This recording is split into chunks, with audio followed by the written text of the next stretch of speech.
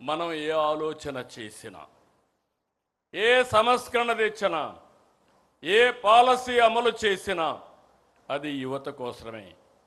ఉమ్మడి రాష్ట్రంలో ఐటీ రంగానికి ప్రాధాన్యత ఇచ్చాం. సాధారణ రైతు బిడ్డ నుంచి కార్మికుడి పిల్లల వరకు ఐటీ రంగంలో అవకాశాలు అందిపుచ్చుకున్నారు. ఒక్క పాలసీతో లక్షల కుటుంబాల్లో వెలుగులు నింపాం. నేడు దేశ విదేశాల్లో ఐటీ రంగంలో మన బిడ్డలు సాధించిన విజయాలు చూస్తే ఆనందం కలుగుతుంది. ఇది తెలుగు జాతికి గర్వకారణం. నాటి విజన్ 2020, నేటి స్వర్ణాంధ్ర 2047 యువత కోసమే. నేను ఒకటే విజ్ఞప్తి చేస్తున్నా. యువగళం కింద ఆనాటి జనరల్ సెక్రటరీ, ఈరోజు వర్కింగ్ పార్టీ ప్రెసిడెంట్ రాష్ట్రమంతా తిరిగారు. యువగళంలో నిర్దిష్టమైన హామీలు ఇచ్చారు. ఈ ప్రభుత్వం ఇచ్చిన హామీల కంటే ఎక్కువ అమలు చేయడానికి సిద్ధంగా ఉన్నాం. నేను మళ్ళీ విజ్ఞప్తి చేస్తున్నా. Teenagers, Gen Alpha, Gen Z, ఈ ముగ్గురికి విజ్ఞప్తి చేస్తున్నా. మీ ఆలోచనలు మీ మైండ్లో ఏమున్నాయో దానికంటే బియాండ్గా తెలుగుదేశం పార్టీ ఆలోచిస్తున్నాం, ముందుకు తీసుకెళ్తాం. నాడు ఒక్క ఐటీనే యువత తలరాత మార్చింది, తలసరి ఆదాయం పెంచింది, జీవన ప్రమాణాలు పెరిగాయి, అసమానతలు తగ్గాయి. నేడు అంతకు మించి అవకాశాలు కల్పిస్తున్నాం.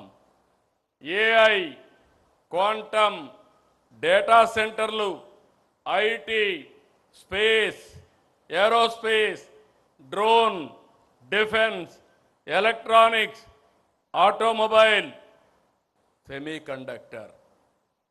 మీరు ప్రపంచంలో ఏ టెక్నాలజీ ఉన్నా దానికి చిరునామాగా ఆంధ్రప్రదేశ్ ఉంటుంది. అది నా హామీ. ఇంకొక పక్క గ్రీన్ ఎనర్జీ, రెన్యూవబుల్ ఎనర్జీ కూడా ముందుకెళ్తున్నాం. 23 నెలలు 23 లక్షల కోట్ల రూపాయలు పెట్టుబడులు. ఇవి పూర్తయితే 23 లక్షల మందికి ఉద్యోగాలు. ఆ రోజు చెప్పింది 20 లక్షల మందికి ఉద్యోగాలు ఇస్తాన్నాం. ఇప్పటికే మనం చేసుకున్న ఎంఓయూలన్నీ పూర్తి చేసి 23 లక్షల ఉద్యోగాలు వస్తాయి. నేను మాట చెప్పడం కాదు.